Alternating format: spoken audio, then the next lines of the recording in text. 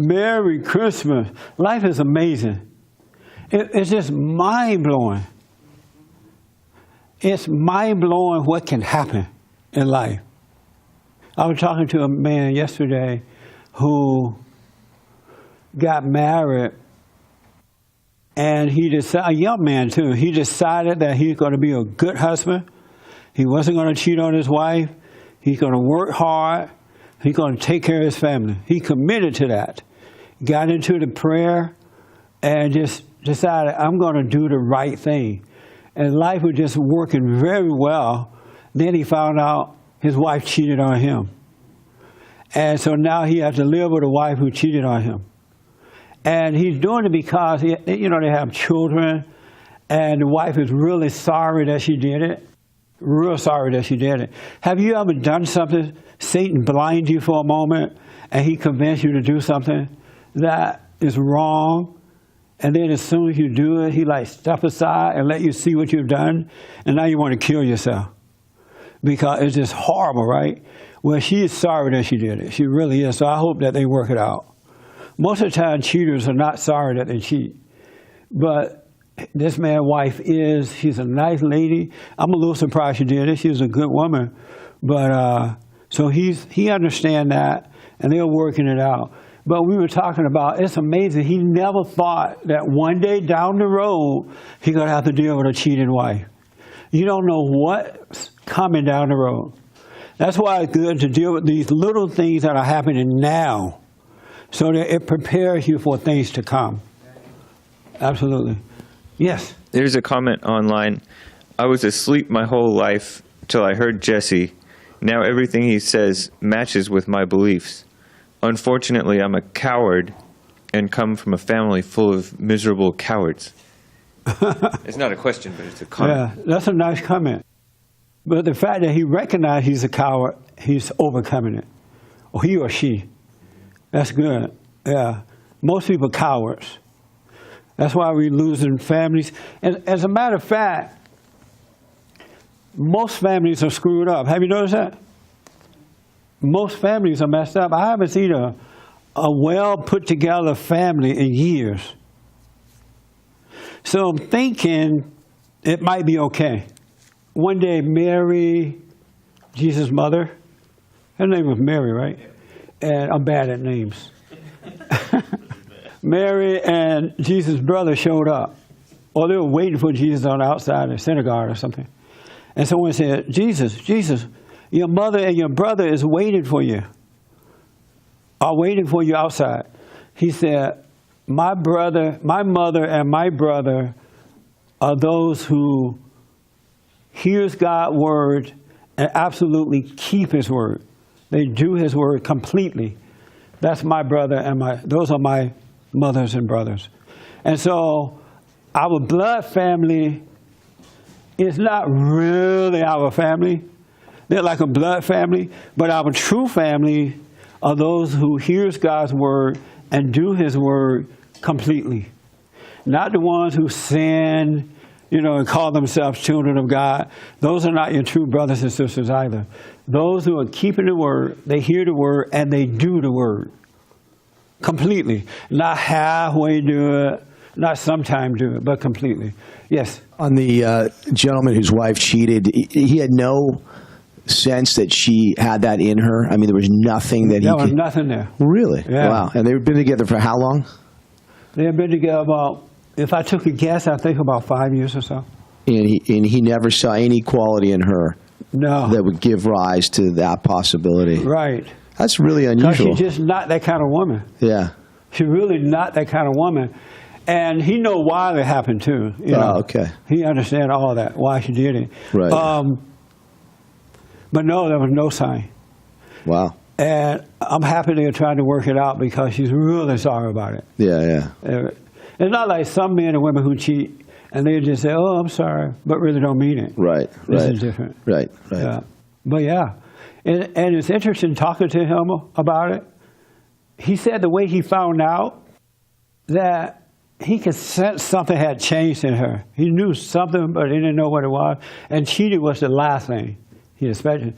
And so he asked God to let him see What's wrong with this marriage? What's going on? Something wrong with my wife. What is it?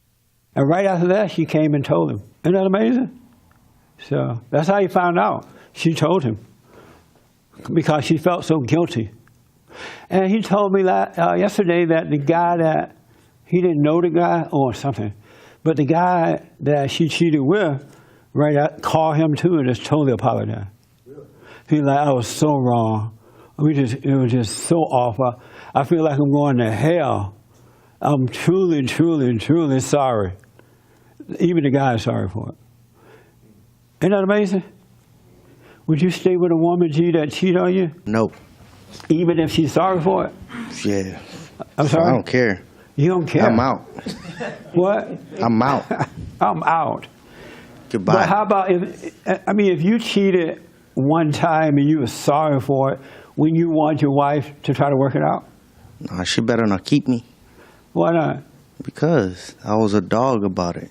Then I gotta No, if change. you were sorry, you weren't a dog. I don't know. If I really love her, I'll be like, oh, please. Right. But I don't know. What about with kids? How about if you had kids? That's a good Man. question. She'd be like, I have to swallow it, be so bitter. I'll probably stop having sex with her, though. Get her a new room. I don't even touch her no more. That would be a good idea. Yeah. But you need to, if she's sorry, man, you need to forgive her. I forgive her, send her if it to was church. a continuation of doing it, if she did it continuously, then I wouldn't, I wouldn't be bothered with it. Yeah, I forgive her, but she got to get out the house. That's not forgiveness, G. You want me to go back I'll and sleep forgive with you, her but again? You gotta leave. This sounds like those Christians who said, I forgive, but I don't forget. That's amazing. All right. Yes, James. My comment is there was this prophet in the Bible that God forced him to stay with this. He actually made him marry this prostitute, and she kept on cheating on him, and he had to keep on taking her back. That's right. I think it was an illustration of what God does with us, Yeah. or with Israel. did And with what's the guy named G? Israel. Close. It was called Hosea. Well, G, you better get over that so that when you get married, you may have to deal with it. Because God gives you what your weakness needs. This person said, marriage can be difficult, but it's bigger than the two of you, especially if you have kids. It's not Yeah. just about you. That's right. It's about the kids once they're involved. Hosea was the prophet. Yeah. This person is asking, how would you ask God to show you something? I would say, God, show me something. Just that simple. Whatever it is you want to see, ask and you shall receive. As long as you don't doubt. Ask. And I remember, and I've told this story before, when I was growing up in Alabama, you hear the older people say, whatever you ask God for, if you don't doubt, He will give it to you. And as a kid, I believed that, right? And so I would be walking down the road, and I would test it. It would be like a bright, sunshiny day, no clouds or anything. And so I would ask God, God, if you are real, if it's true that I could get what I want, ask for, let it start raining. Let it rain right now. And down the road, it'll start raining just like that, in front of me. And that's the truth. It will rain. And then I remember one time I asked him to let it thunder. And he let it thunder. And I'm like, wow, that's so cool. And so whatever you ask, whatever you want, and if you ask without doubting, you shall have it. Isn't that amazing? The reason most people don't get what they ask for is because they doubt it. And with doubt, you cannot please God. Anyone who has doubt cannot please God. So don't waste your time if you have doubt. You have to ask with faith. But yeah, just ask for what you want. Just say, give me this. Don't ask for a wife, though. I used to ask God for a wife, and every woman He gave me, I was going to Crenshaw Christian Center, and the preacher said, ask for a wife. And every woman that he gave me, I couldn't handle her. I was weak and pathetic with her, right? And so I just said, you know what, God, I'm not going to ask for a wife anymore. If you want me to have one, fine. If not, fine. Because I couldn't deal with them at the time. I was weak. So be careful what you ask for. Be careful. Yes, Hermes. Can you elaborate on what do you mean by when you say God gives you what your weakness needs? What do you mean by that? Let's say that you have fear of standing up to someone. For the rest of your life, you're going to run into people that you're afraid of. You can't tell the truth to. You're afraid of their reaction. You're afraid of this. You're not going to get around it. You can't go over it. You got to go through it. And so that's what I mean.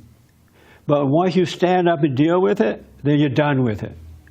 The fear is gone, and now you move on to the next weakness. And that's what growing is all about. There's a verse in the Bible that talks about all that. I remember hearing, if you want courage, he'll allow calamity to come so that you'll be strong.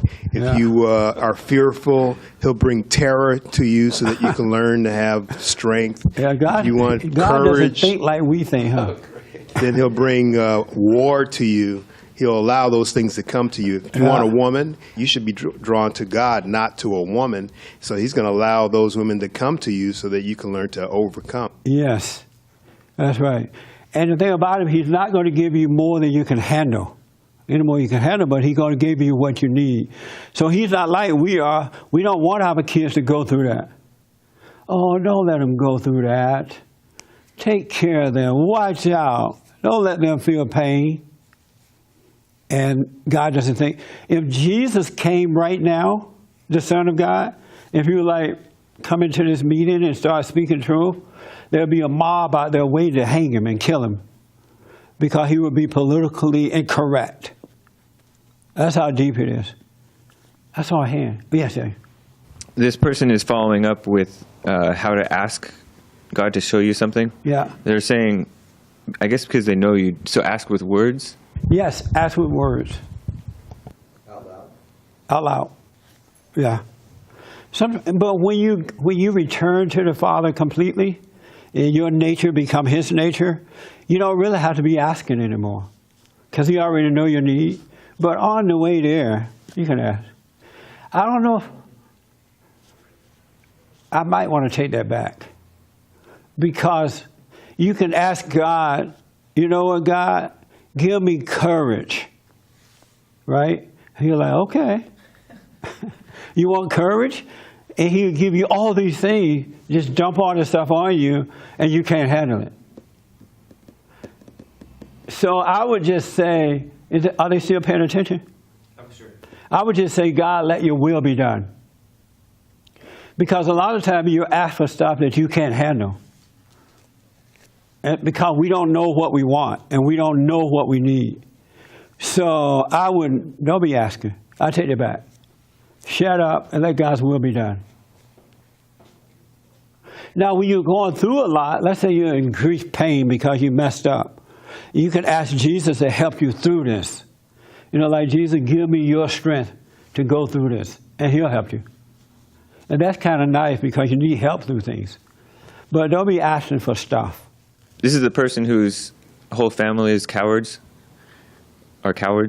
He said, my brother is a weak, pathetic man who chases an abusive girlfriend, chooses to be homeless, and wants everything for free and not work.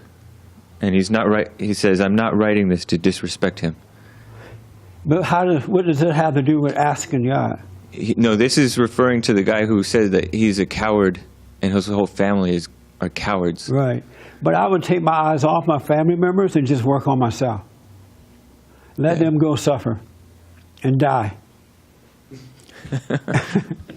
Thank you. And just keep your eyes on yourself. The greatest mistake you can make is to look at someone else. Let them go and work out the way they got to go in order to return to the Father. Because some people need to suffer. Some people don't follow consciousness, the mind of God. So they need to go through hell, and hopefully that hell will wake them up. So let your family members suffer. And don't worry about it. If they make it, fine. If they don't, fine. It's not up to you, it's up to God. This is good internet. Yeah, he's asking, what do I do if every time I tell someone the truth about themselves that can help them change, they quit talking with me in very upfront? I'm very upfront, but it's the truth. Do nothing. Go your way, because people don't have to accept what you're telling them. They have a right to reject it. They have a right to be angry. Let them go. Forget about them. Don't force it on it. If you notice with God, He doesn't force anything on us. He'll let us end up on Skid Row. He would allow us to end up in the worst situations. He's not going to force you to love Him. He's not going to force you to return to Him. He won't stop you, so let your family go as well. There's nothing worse than trying to impose the truth upon someone. So leave them alone. Leave people alone. People don't always want to hear from me either, and I'm okay with that. I'm not mad about it. I understand it, and I let them have their way. You can't force. God doesn't force His love upon anybody. Either you receive it or you don't. If you don't receive it, fine. If you do receive it, fine. That's how He feels about it. Yes. I think that's a monumentally important point, because I think a lot of us, here learn a lot of things from you, and it sort of becomes like a parrot, telling people that we're running into all these things, and it becomes deep, and it's a really problematic thing, and it's not God's love. Nope. When you're acting like that, and you feel disappointed in people because they're not listening to what you're saying and all that, and what you have to do is, like what you're saying, is look at yourself and go, why do I feel like this about this person? Because they're not listening to me. What will is coming across in me? Because if you look at that, you will realize that it's your will. This is all about. All ego. It has nothing to do with the truth. Just think about that. That's such a good point. The truth is not yours. It's a gift from God working through you. And so you take His truth and you offer it to someone else, and they don't accept it, and you get mad. That says something wrong with you. That says you don't really believe in God. Because if you believed in God, there's no way on earth or in heaven you would get mad at someone because they don't accept the truth from you. That's all ego. It says that you don't know what you're talking about, and that you lack love. You don't have love. But that's a very good point. And you have a lot of Christians and Muslims, and I don't know if the Jews do it. And what else we have out there? And those people that come by on Saturday. No, not the Mormon. Jehovah's Witness. They come by, they just ring the doorbell and wake you up, and then they want to force you to take this stuff they got. That's not of God. Really, it's not of God. God is not going to force you to receive salvation. He's not going to force you to receive love. And why should I? When people don't like the truth from me, they don't want to hear it, I'm totally fine. Fine. Go and die. Because that's what's going to happen. Unless you wake up somewhere down the road, of course. But I don't have a right to be mad at someone because they don't want to hear the truth. I hear a lot of Christians, especially those who quote the Bible. 1 John said, and then you say, well, I don't want to hear about 1 John. You just hate the truth. And then they go to 2 John. They still won't just leave me alone. Leave me alone. Let me do what I got to do. God doesn't force it. He never forced the truth on you. And on the way down the road, He'll kind of remind you, hey, you're making a mistake here. You better watch it. But if you ignore that, He'll let you jump into the ocean and kill yourself. He's not going to force love on you. Either you love Him freely or you don't love Him at all. It's just that simple. Isn't that nice to be that way? Yeah. I feel like it's nice. It feels nice to me. I was just going to add that the truth is sweet, and it's not of anger, it's not of being right and proving somebody wrong and any of that stuff. And that's the beauty of it, because the other way to communicate with people is all about ego, anger, he said, she said, and all of that. It's a completely different way of being. I wish that I was able to just hand over to you the truth. That you can just receive it, but not from me. It has to come from God. It is a different reality. It is a different world. And it's peaceful all the time. You never have conflict. You never have worry. You never have doubt. You can take it or leave it. It is so nice. And it never stops giving. It just keep on giving. And the more you get, the more you want. Like that guy said, the more you give, the more I want. I can't get enough of your love, babe.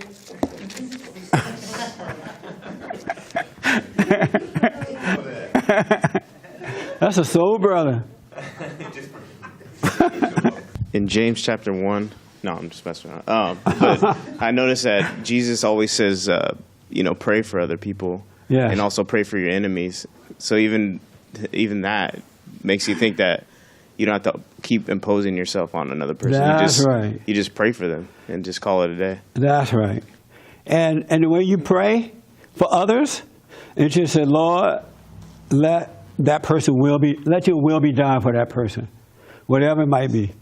You don't want to pray to keep them alive. You don't want to pray for anything, just because you don't know the person's heart. Only God knows the heart. And so when you say, let your will be done, and you wish people well, even if they're your enemy, there is no greater prayer than that. Always wish all people well, even your enemy. You don't have to agree with them, but in your heart, wish them well. Wish them well. Yes, sir. Come on down, Ray. I got a problem with that. Okay. Just wish them God's will be done. I mean, it sounds perfectly logical, but really, what kind of prayer is that? You could do that with everything and not think about anybody at all, and not. I mean, there were specific times that the prophets and Jesus asked for things, and it was given to them. Right. They just didn't say, let their will be, let your will be done with this blind man, or whatever it was they were doing. And but that's when you're going to heal someone. That's a different thing. When you're going to, if you're going to heal a sick person, you're going to rebuke the devil to lead this person.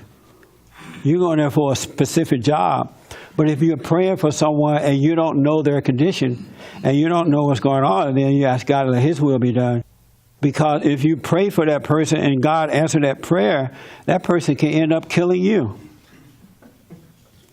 Yeah. I mean, I've heard you say that before. I just didn't know the other side of it. Let's say mama is sick, and mama been so mean, and you kind of wishing mama would die anyway, but mama's sick, and now you feel guilty. Lord, please let mama stay alive. Heal mama. Lord, please, right? And then mama is healed. And as soon as she rises up out that bed, she come after you again. And you're like, Lord, kill mama. I was just playing. Well, then, how do you pray for your enemy? That your will be done. Don't hate them. Love them. And then you pray for your friend by trying to heal them. If they ask for healing. Okay. Whatever. Wrong. I want you to meet Esteban. Go to the mic with Esteban. This is a good guy. Esteban is from Connecticut, and he found us on YouTube. Really liked what he heard, and called me up and went through some counseling sessions. And so he came here on Thursday to visit. And the counseling was helpful to you? Definitely amazing. In what way? Well, before I even started talking to you, I was, going through some stuff, a lot of bitterness, anger, resentment towards my parents. I was definitely really emotional, I would get, mad easily.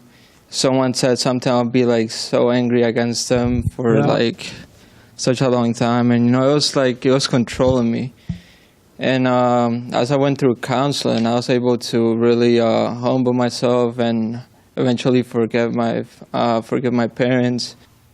And it's been such an amazing change, you know, just a few months ago, but then it felt like a big, huge weight just like left me. Yeah. And it's so peaceful, so calm. If you want to be free, let the anger go. Forgive. For the only thing that's holding most people back is the unwillingness to forgive. And then those who try to forgive don't know how to forgive. You should never, ever, ever go and say, forgive me. Always tell them, I'm sorry for doing you wrong. I was wrong. That's forgiveness. Because most people will not forgive you. God will forgive you. He has it set up that way. But that's right. Let that go and everything else is easy. Because then you can reconnect to the Father. Before you enter into the kingdom of heaven, you must forgive. And all angry people have an unforgiving spirit. Everybody that has anger has not entered into the kingdom of heaven, so you don't know what we're talking about at this point. Your mind cannot conceive what God has to offer you, because that bitterness keeps you separated from God. And when you reconnect with Him, it's so simple. Your mind can never explain to you the ways of God, because your mind always make it seem big and difficult and a lot of work. But with God, the simpler you can make it, the better off you are. The more you let go, the more you come closer to Him. It's so simple, it's mind-blowing. It's not complicated. Simplicity is the way to go. I want to thank you, man. This is evil right here. There is a television show, I guess, called National Geographic. You heard about that station or network, whatever it is? It's a magazine. It's a magazine? But don't they have a TV show too? Yeah. Thank you. He's already corrected me. Sorry. Remind me to never get married. No, I'm kidding. Well, they have a magazine that's coming out in January, I guess. It might be already out. Is it already out? It's out already. But it's their 2017 edition for January. And on this magazine, it says, as part of its January 2017 issue, exploring our evolving understanding and definition of genders. So they try to understand genders. National Geographic is featuring a 9-year-old transgender rights activist. This boy is 9 years old, and his name is Avery Jackson, and he's on the cover of this magazine. And it says that for the first time, a trans person has made the cover of a magazine. And so what they have on this magazine, this 9-year-old boy dressed up like a girl. He looked just like a girl. And he's sitting up there posing like a little girl. And they made a video of this boy speaking, and he's talking about how nice it is to be a girl. He's always wanted to be a girl, and he's happy to be a girl, and there's nothing wrong with transgender. And even as a little boy, he would climb trees and do the tomboy thing, and he's finally a girl. He could be a girl. I think he still has the body part thing going on there, but in his mind, he thinks he's a girl. And when I saw that video and I read that article, I put a comment on there, and I said, in short, I said, this is evil. And I said that these parents hate their son. And then I put hashtag weak father, hashtag evil parents. And then I put so sad.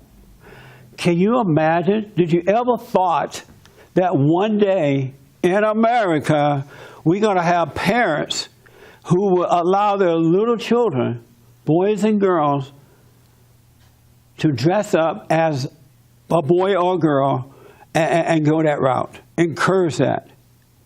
And think that is fine. That is pure evil.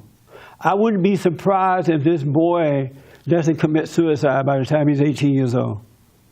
Because this is not a healthy road to be taken. So many transgenders are committing suicide, just as the homosexuals are, and they have had the surgery, and after they have it, they regret it. And now they want to kill themselves. I believe in Europe, they stopped doing it. There's somewhere in Europe. Is that right, James? Remember we had a guy on the show that does that? I'm not sure about Europe, but Johns Hopkins University stopped. They stopped doing it. Stopped performing those surgeries because the people regret it later. Can you imagine taking your body part off, your natural God-given, and then putting on a false part, and now you're stuck with it? And then Satan step back and let you see you made a fool out of yourself? But now you're stuck with this thing. This is evil. This should not be happening. It's amazing that parents can do this to their little children. Little kids don't know what they want at the time. They go through all kinds of emotions and, I guess, feelings and thinking about things. They have no idea, and they have allowed this boy, 9 years old now, and then they have a video of him, and you can tell that they trained him exactly what to say and how to say it and the emotions to put in with it. And if you are an emotion person, it will grab you and convince you it's all right to be that way. Because it goes for your emotions. And you lose logic and you go along with hell. These parents are evil for doing this. And they're going to live to regret it. And the father, he has to be pathetic to let this happen to his little boy. But that's what we have in America today. Yes, James? Online, Selena is asking, how do you find your true self? What other than prayer do you do? That's a good question. First of all, I stay with prayer every day, and I'm learning to stay in prayer all day. But you go inside yourself and seek God. The kingdom of heaven is within. And the first step is to know in your heart that you're wrong the way that you are, that there is something wrong with me. I'm wrong for being angry. I'm wrong. I might not know how to overcome it, but I'm wrong. That's the beginning of salvation. So what I would advise is that you get a copy of my silent prayer and just sit still, go within and just watch. And everything will be revealed to you. But you got to calm down so God can catch up with you and guide you. And keep it simple. Very, very simple. But you got to get to know yourself. That's a very good question. So, this little boy name is Avery. His parents are evil. And this is happening more and more. Can you imagine that the children of the lie is trying to convince us to say that this is fine? There's nothing wrong with that. They're trying to convince us to do it, and unfortunately, a whole lot of people are going to say it. Just like they did with homosexuality, they market this stuff really well. They attack you if you disagree, and then they get the Christians, some Christians, liberal Christians, to accept it, and then they make you angry, and now you're saying, yeah, maybe I'm wrong about it. You're not wrong about this. This is good versus evil. And we gotta be aware and not give in to this stuff. Next thing you know, your little boy or little girl will be coming home, Daddy, I'm a girl. I'm not really a boy, because some stupid teacher told them that at school. And I want to talk about, this is where I want to get to. Have you ever heard seek and you shall find? Anybody ever heard that? Okay. Who know what that means? He did it like this. What do you think that means? If you seek the Lord, if you're seeking the Lord and seeking right, you'll find it. Just specifically the Lord. If you seek Him, how do you seek? Just prayer and just asking the Lord. I'm asking for His guidance and all that. Have you found Him? Yeah. You sure? Yeah. Like, yeah. You have found, how do you know? Because like all my emotions are out, and then it's just complete logic, and everything just makes sense. And you don't have an emotion about it. It's just, it is what it is. Okay. Anybody over here seek God?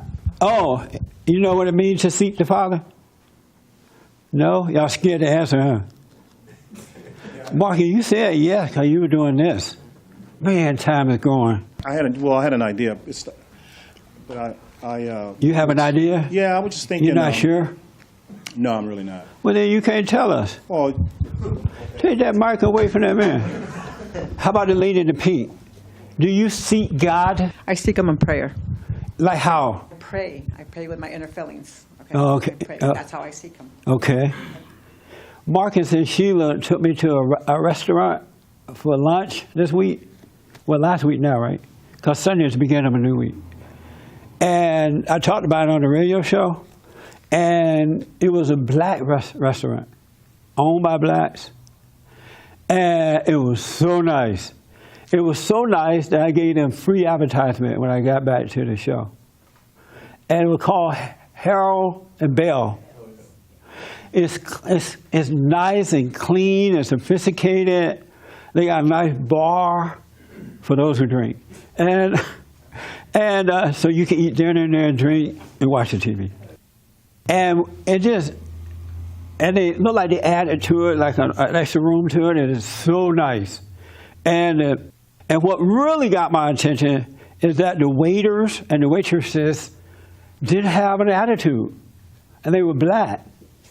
And they did not have they were like friendly. Wasn't they friendly? And they made you feel like they want you there. They didn't come up on you like, what are you doing here? You know? It was like going to a white cafe. Sounds like it was better. It was real, and the food, made you want to slap your mama. It was so good. So I'm just so happy to see it. I've been telling everybody about it. And I thank you guys for taking me there. It was really, really nice.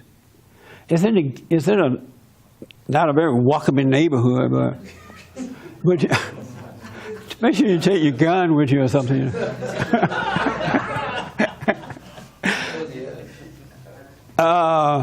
But you could do valet parking right at the door. That way you don't have to worry about it. Isn't that right, Marcus? Isn't that right? That's right. Yeah, you do valet parking so you'll be safe. And I think the valet is about $5 or something. It's worth it. A life is worth more than $5. But the experience is really, really nice. It really, really is. So if you ever want some soul food, I had jambalaya. And Sheila had gumbo filet. And Marcus had fried fish on buns, open bun. Red snapper. It was really, really a nice moment. But anyway, God said, seek first the kingdom of heaven, and you shall find it, right?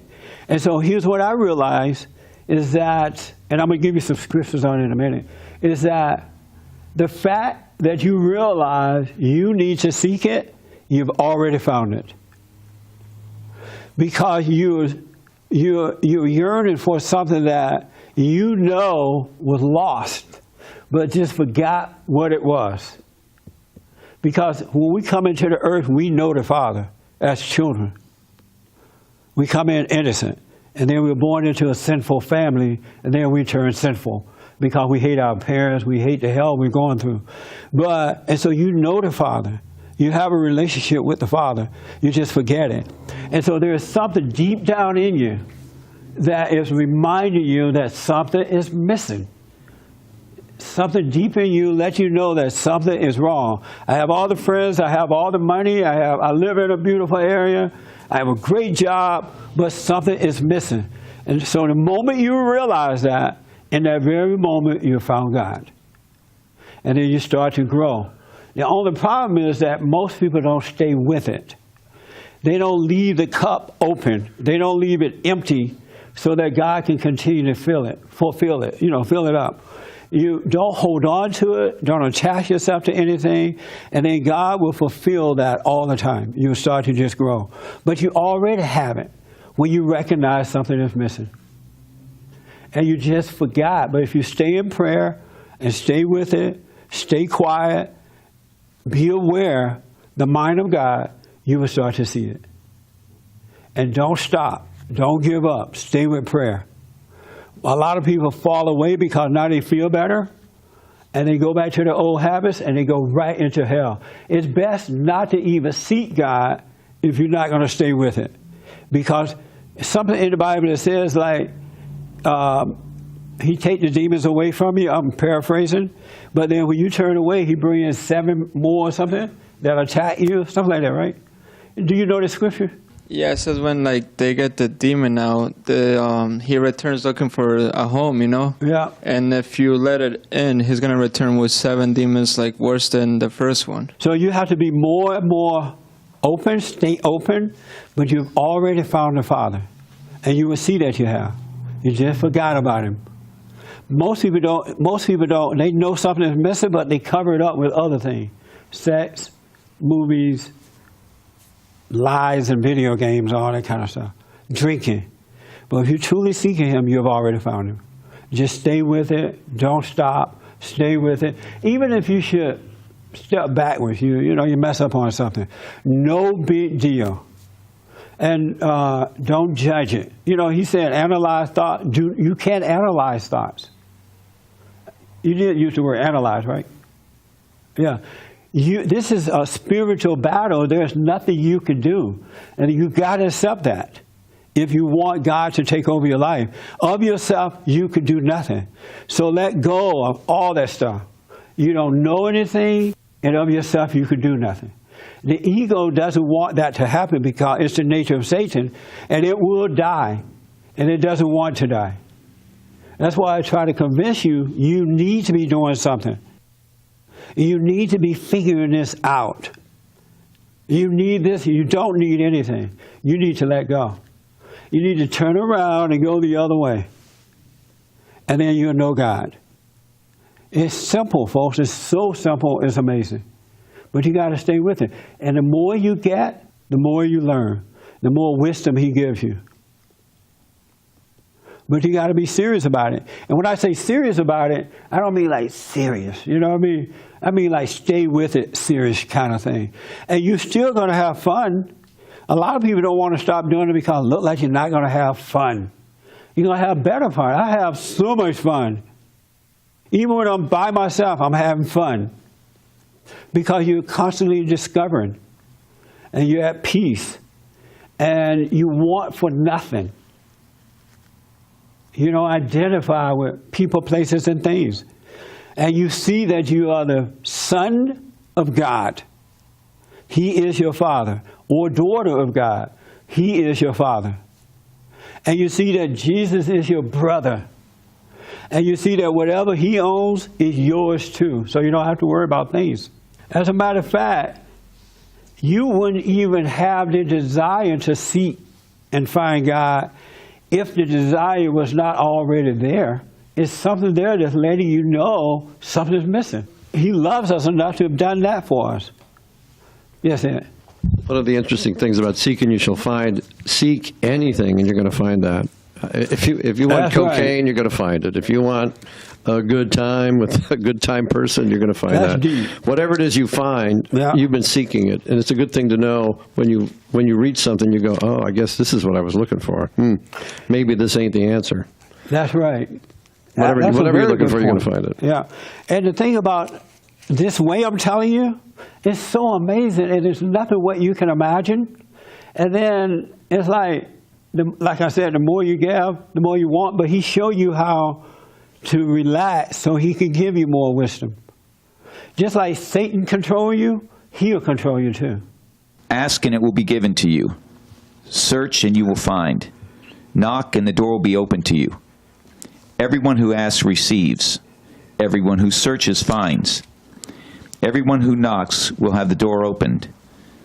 Is there anyone among you who would hand his son a stone when he asks for bread? or would hand him a snake when he asked for a fish? If you then, evil as you are, know how to give your children what is good, how much more will your Father in heaven give good things to those who ask him? I like it when you say evil as you are. Huh? Because most people don't know or won't admit that they're evil. Human beings are evil. Isn't that amazing? I'm not going to ask anyone to raise your hand about being evil today, but I want you to see that you're evil.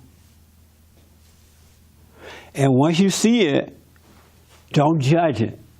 Have no opinion about it. Just watch it. Don't call it good. Don't call it bad. Don't call it right. Don't call it wrong, because you don't know right from wrong. And Satan can be like presenting that to you, and he could be setting you up to make you judge, to make you make a decision. And every man and woman who judge are playing God. And as long as you play God, you should never know God, because you're your own God. So whenever you make a decision, you're judging. You're playing God. And that's what the sin is. The sin is not smoking a cigarette. The sin is not having sex out of wedlock. The sin is not all that other stuff. But as a result of playing God, your ego is now growing and it hunger for the world. So you go out and have sex and smoke cigarettes and because you have all this guilt and stuff. But if you didn't judge, then the ego could not grow and you will have self-control. So you wouldn't need to smoke. You wouldn't need to do the alcohol. You wouldn't need the sex. You can wait until marriage. But every time you make a decision, you set yourself up. And Satan will make you make a decision. I just wanted to say that this kind of message about seeking and finding, I realize is really important for me because it implies no effort. And, I'm so used to having effort in things that I do, and it just kind of reminds me that there actually is no effort in the process at all. And it just makes it really simple and sweet rather than trying to go after something in some sort of egotistical way. Educated people, intellectual people, whether it's folks who've learned the Bible or gone to some universities, they have all kinds of degrees, it's almost impossible for them to accept the fact that of themselves they can do nothing. The ego will, because all that education puffs them up, the Bible puff up the readers, and the ego won't let you because it tells you, you already know the scriptures. You already know this, and it won't let you let go. Satan uses it against you. You're absolutely right about that. It's almost impossible. In Luke 11, chapter 11, 9 through 10, it's amazing that I'm trying to read and I don't know how to read. I'm the worst reader, but I like it. I like to put myself out there so I can get over it. So I say to you, ask, and it will be given to you. Search, and you will find. Knock, and the door will be open to you. For everyone who asks receives. Everyone who searches finds. Everyone who knocks will have the door open. What father among you, if his son asks for a fish, you will give him a snake? Or if he asks for an egg, you will hand him a scorpion? If you then, evil as you are, do you see yourself as being evil? No, I don't see myself as evil, but I know I have some evil ways. Yeah, but you don't know that you're evil. No, I do. I guess I do, yeah. You see yourself as evil? I don't see myself as evil, but I know I have some evil ways that I need to overcome. Why don't you see yourself as evil? You probably think you're so nice, huh? No. So you see some evil ways, but you don't see that your heart is evil. I guess I don't see that my heart's evil. I don't feel that my heart's evil. It feels like it's good? Yeah, it feels like it's good. Oh, I understand the setup. Am I being set up by the devil right now? Yeah.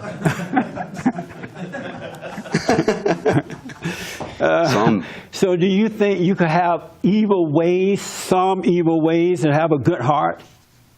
No. Yeah. You So can't. I'm evil. Right. You're evil to the core.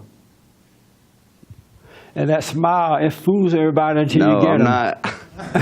I just feel awkward now because I feel like I'm in a room full of good people.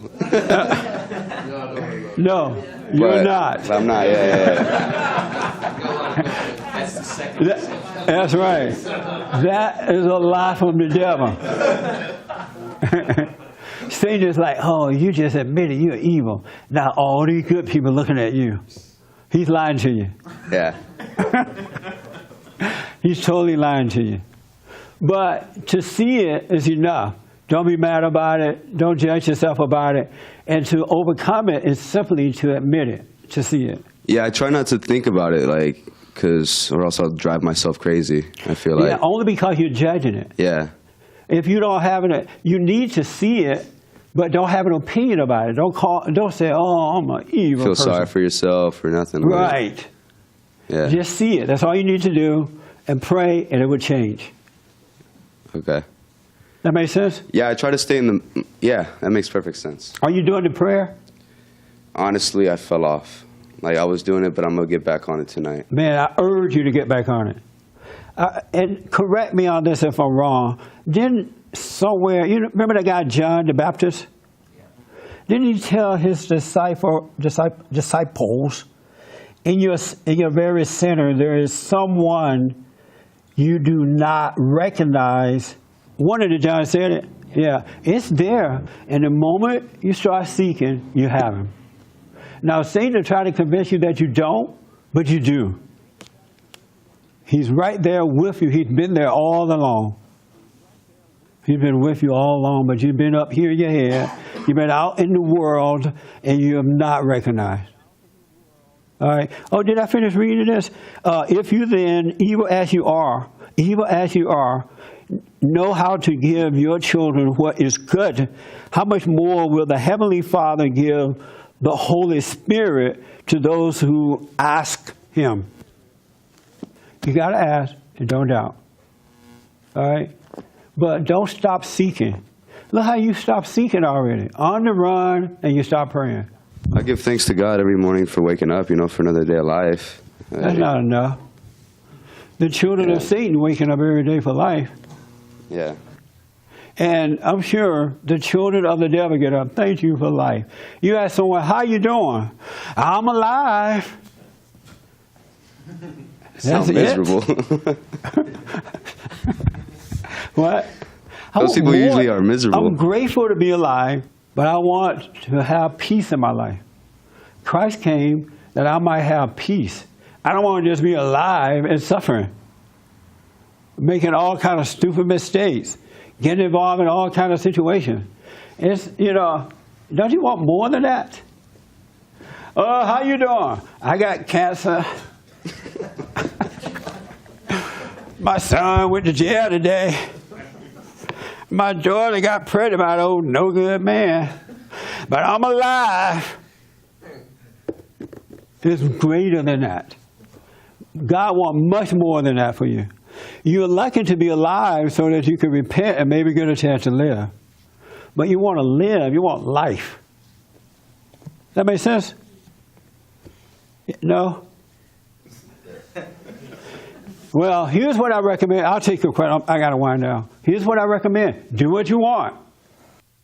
I would go within and seek the Father, and I would stay with it. I invite you to download my quiet prayer. Go to rebuildingtheman.com/church. And I'm a witness because I've been doing it now 28 years, maybe a little more. And I've seen people fall away.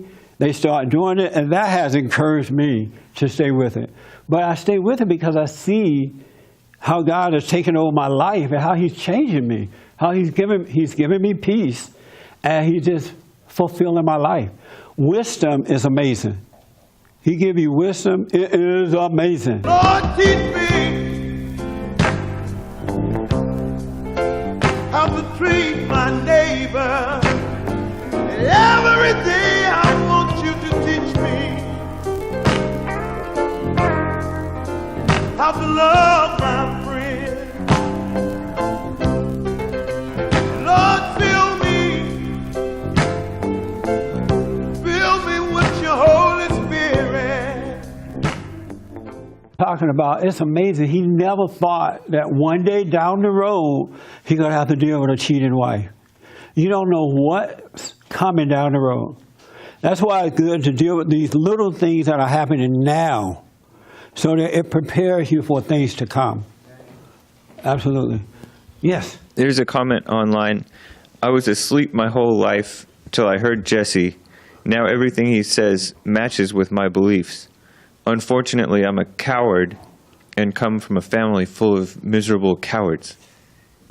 It's not a question, but it's a comment. Yeah, that's a nice comment.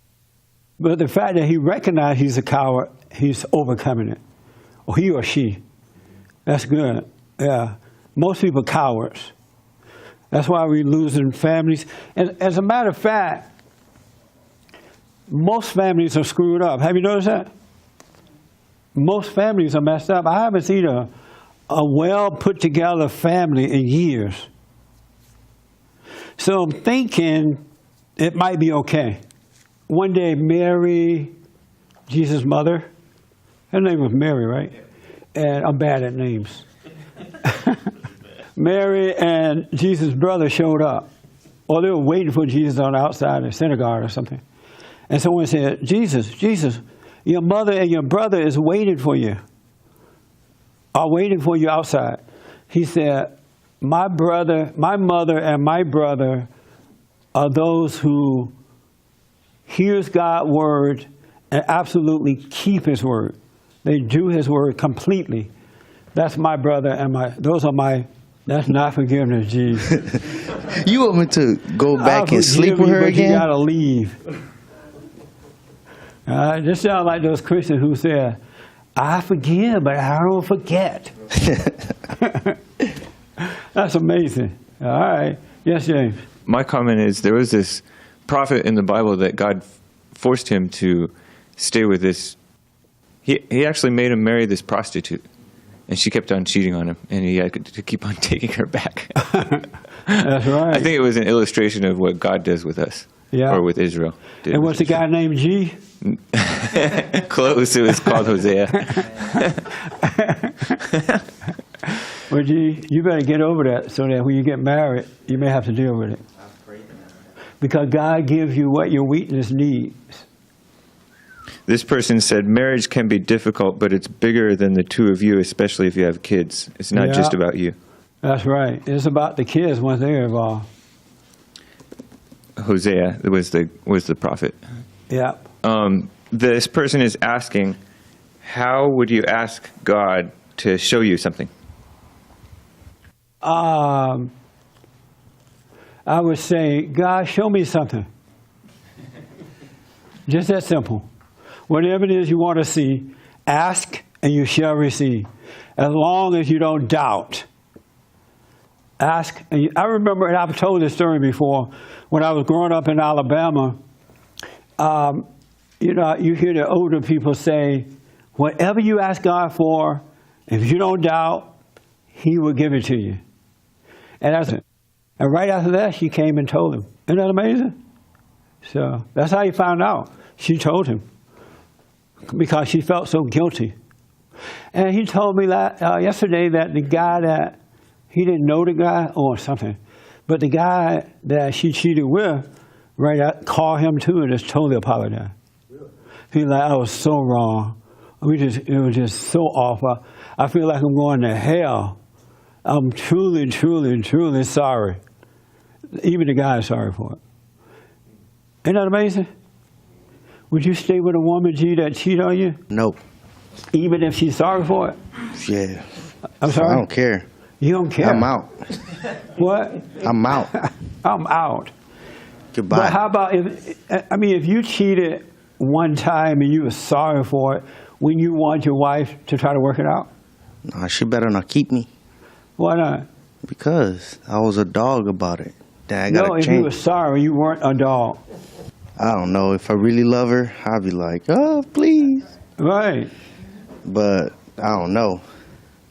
What about with kids? How about if you had kids? That's a Man. good question. She'd be like, I have to swallow it, be so bitter. I'll probably stop having sex with her, though. Get her a new room. I don't even touch her no more. That would be a good idea. Yeah. But you need to, if she's sorry, man, you need to forgive her. I forgive her, send her if it to was church. a continuation of doing it, if she could did it continuously, then I wouldn't, I wouldn't be bothered with it. Yeah, I forgive her, but she got to get out the house. Mothers and brothers. And so our blood family is not really our family. They're like a blood family, but our true family are those who hears God's word and do his word completely. Not the ones who sin, and call themselves children of God. Those are not your true brothers and sisters either. Those who are keeping the word, they hear the word, and they do the word completely. Not halfway do it, not sometime do it, but completely. Yes? On the gentleman whose wife cheated, he had no sense that she had that in her? I mean, there was nothing that There was nothing there. Really? Yeah. Wow. And they've been together for how long? They've been together about, if I took a guess, I think about 5 years or so. And he never saw any quality in her that would give rise to that possibility. Right. That's really Because unusual. she's just not that kind of woman. Yeah. She's really not that kind of woman. And he know why it happened, too. Okay. He understand all that, why she did it. Right. But no, there was no sign. Wow. And I'm happy they're trying to work it out because she's really sorry about it. Yeah. It's not like some men and women who cheat and they just say, "Oh, I'm sorry," but really don't mean it. Right. This is different. Right. Yeah. But yeah, and it's interesting talking to him about it. He said the way he found out that he could sense something had changed in her. He knew something, but he didn't know what it was. And cheating was the last thing he expected. And so he asked God to let him see what's wrong with his marriage, what's going on. Something wrong with my wife. What is